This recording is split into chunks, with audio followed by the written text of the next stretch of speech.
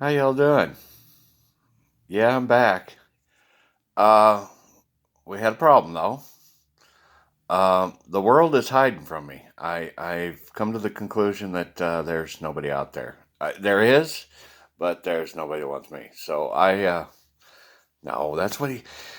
Okay, let me explain. Okay, all right, we'll go through the whole thing. I might as well tell you. Left the house, started cruising, and I was going to go right to the church and meet the Baptists and do the spiel we went through, got it all figured out. I'm like, I know exactly. I'm ready, Father. I'm ready. He says, No, you're not quite ready. Let's go around the park real quick. And I'm like, What? All right, fine. And I drove around the park and we're talking along the way, and I'm like, We already covered this. I mean, how many times we got to cover this? Dude, let's do this. And so I headed towards the church, and I got there, and there was nobody there, dude. There's a couple cars. I'm thinking, okay, cool. Maybe it's just the Baptist, and I can just go in there and talk to him real quick, and we can get this cleared up real quick. I won't even have to do it in front of everybody else.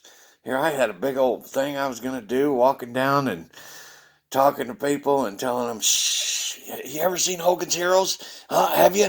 Yeah. I know nothing. I've seen nothing. And, the whole spiel up on the stage. I didn't get to use a damn thing of it. None of it. So, anyway, he takes me to the front door. And there's a sign that says use the side door. I'm sitting there thinking, damn, boy. Father, are you on my side here? Are you really helping me here? You're making me walk into the wall is what you're doing here, boss. I'm seeing this and it's not looking good. And so I cruise on over to the door where I'm supposed to go, and it says use the ramp and doorbell. And so I rang the doorbell, thinking, okay, they'll come walking over and open this up. And I'm standing there waiting, waiting. I look in the window. Some bit, there ain't nobody in there. It took me a minute, a few minutes actually, and then I threw an adult temper tantrum, thinking he could not do this to me again. No, he could not do this to me again. You know how many times I went into the world to be greeted and I have not? I mean, damn, he has put me through the ringer, people. Okay, so anyway, might as well finish the story because, yeah, quite entertaining actually. Sucked at that point, but I temper tantrum myself to my truck and threw a little fit in there too, and started the truck up and pulled out, and I'm like, okay, which way are we going? I didn't even want to talk to him, to tell you the truth. I was kind of like, yeah. Which wall do you want me to drive into now? Okay, I'm totally ready. Let's do it. And we start on down the road, and next thing you know, he says, you know what? I bet you can call uh, your buddy and get some money to get by for right now until we can figure out where in the hell the world is. And I'm sitting there thinking, yeah, you know where in the hell the world is. Now I see what it is. It's the world and God are against me. I stand alone. Yeah, yeah. Trust me, that the marbles are rolling. The marbles are going in the right direction now. Yeah. So I knew this. I'm sitting there thinking some bitten right around. So I started, and I realized I can't do this while I'm driving. So I pulled over and looked him up and called him, and sure enough, he's like, "Yeah, come on down, buddy." And I'm thinking, "Cool, at least you got that one covered." I back out and take off down the road, and I flip on the radio, and all of a sudden, the Grinch song come on. Oh man, was that fitting? Oh, that mean one, Mr. Grinch song. Oh, dude, I sang it straight to my father and my brother. Yeah, all the way. Laughed my ass off the whole way doing it. It was a moment. It was a moment in time. I will never forget that role. Driving down the road singing that to those guys. Yeah. So anyway, whole time I'm looking at my gas gauge like, oh shit, this thing is about out of gas. I don't know. Am I gonna make it, Father? At this point, shit.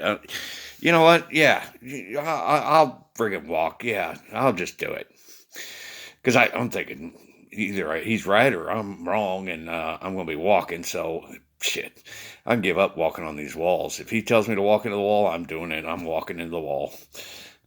But sure enough, I got all the way down there to him and got some money and talked to him for a minute and made it back to the gas station and put some gas in it. And he says, when I walked in, he said, "Boy, you're probably thirsty." "Yeah, you're pretty thirsty. Why don't you go over there and get something to drink?" And I'm sitting there thinking, okay, great. I mean, I only got $100 here. I got to stretch this thing, but okay, what are we getting? He gets up there and he says, "Yeah, get 2 of those monsters, one for me and Jesus, because technically we're kind of monsters, aren't we? We feel bad now after you sang that Grinch song to us. We're monsters. I'm sorry."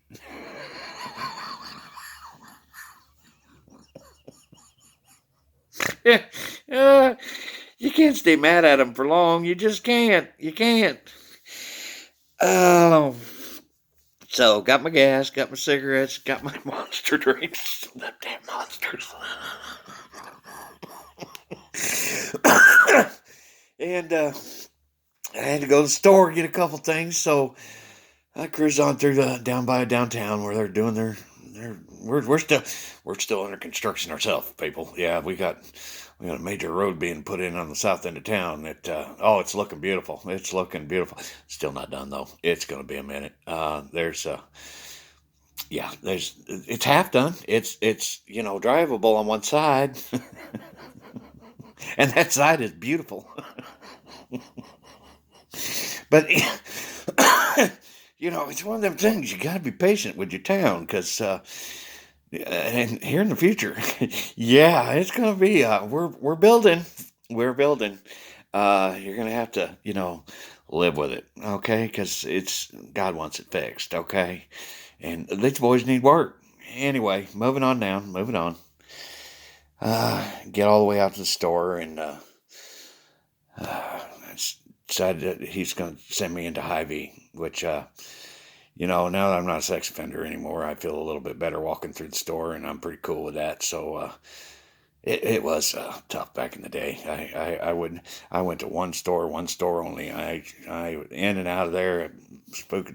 I mean, but now that the world's hiding from me, I can go into any store, and it don't matter anymore because everybody's hiding from me. Nobody sees me. I just and get what I need, and it is weird, people. It is weird, dude. I'm telling you, nobody sees me, dude. It's different. It's very different. Uh, I do see grins and smiles, and it makes me feel good because I think I'm getting through to them in an indirect way. I do not know how exactly, but um, somehow they're getting the message. They just don't know it's me. I don't know. I don't know this. This whole is confusing. Matter of fact, when I get done, I'm going to go get a cup of coffee. I'm going to have a cigarette and find out what other lies he's going to tell me about what is going on so that I can totally be screwed up tomorrow or tonight or whatever to finish this damn show. That's what it really is. I know what it is. I'm never going to get the truth until I get my glow package. That's what it's boiling down to. I know it. See, these marbles, they're rolling. Yeah, they're on it. They're on it. Um, anyway, and so I get through the grocery store and get my essentials to move on, and I leave, thinking, okay, let's go home. I'm beat up enough. Let's do this. Oh, dude, we forgot something. I'm like, what? He says, yeah, you're gonna have to go to Walmart, dude. We got to stop and get Walmart on a Saturday. I just barely made it through Hy-Vee. They were packed wall to wall with people. Why didn't you tell me in there? It's like, oh, I didn't see that on the list. I'm sorry. I know. I know. It's the world and him. Y'all are against me. I know it is. Yeah, yeah. So, driving up and I'm thinking, okay, I gotta go to Walmart, some bit. And then just as I'm getting ready to turn off there, he tells me, no, you know what? They're pretty packed on there. Let's go on down here to Aldi's. I bet they're not so bad. And I'm sitting there thinking, yes, I like that idea. like I said, I'd never really shopped at Aldi's because I did one store and one store only, and that's how I was in the past. But now I can go through any store. Nobody sees me. Yeah, nobody. So I cruise into Aldi's and the usual cat and mouse game. You keep looking until we find it. I know there's something that was on this list. I'm trying to think of what it was. Yeah. Oh, damn. Through the store, drag all over the place. Finally come across it. Biscuits. Okay. Yeah, you're right. We needed biscuits.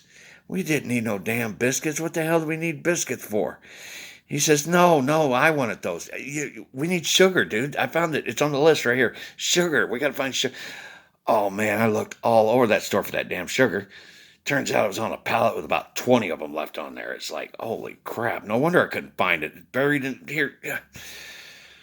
So I get the sugar and I get the biscuits and I go up to the register and I'm thinking, okay, cool. It's one long line. This poor little old gal, she's up there just flying groceries through. And there's like 5 of us. And it's like, oh, this is going to be a minute. So I just looked around the store. I never really looked at the store. I've never had time to actually look at it, how it was made and such. I do that. I love to look at things like that to see what kind of a building it is. Because surprisingly, you can tell a lot by its ceiling. And that gives you an idea what kind of building it is, actually how it's constructed and stuff. Just a redneck thing. Anyway, moving on. All of a sudden, she hollers out something, and I didn't even catch what she said. And the friggin' line just left in front of me and went to this other register where no one was sitting, and I was next. And it was like, cool. About damn time you did something good for me.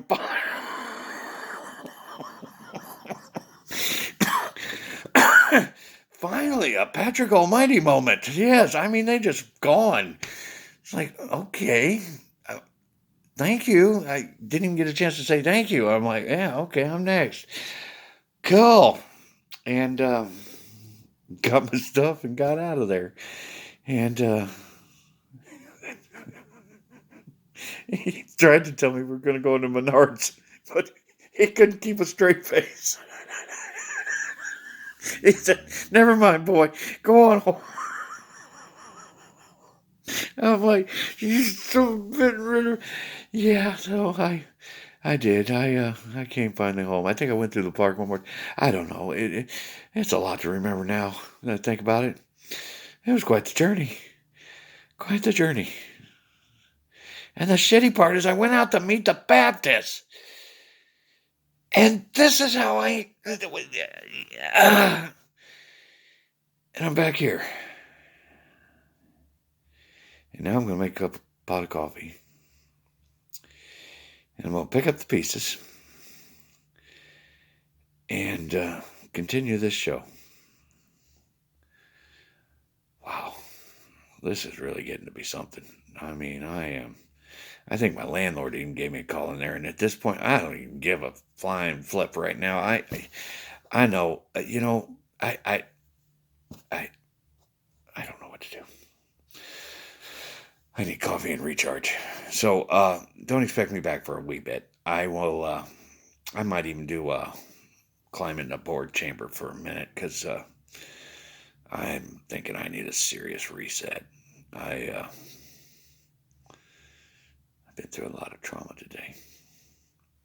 I just realized the world's hiding from me. It's kind of sad. The whole world's hiding from me. I'm here to save it, and they're hiding from me. It's okay. It's okay. I'll still save them. I haven't decided if I'm going to save my buddy because I could have actually called Judas 2 and borrow the money from him, and then he wouldn't have indigestion come Christmas Day. But I haven't decided if I'm going to let him off the hook of that one either. Because, he did hang on to that Bone Man thing when I first came back. And, I have a lot of forgiveness in me. But my disciples, I'll probably still let him off the hook yet. But, not today. Not today. After all, the world's hiding from me. I'm not exactly in a good mood. So I'm just going to, fortunately take it out on my disciple. I won't. I'll still let him off the hook. maybe a little gas.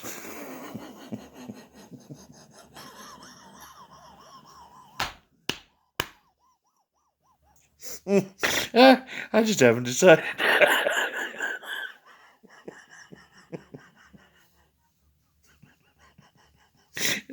Get him to toot jingle bells.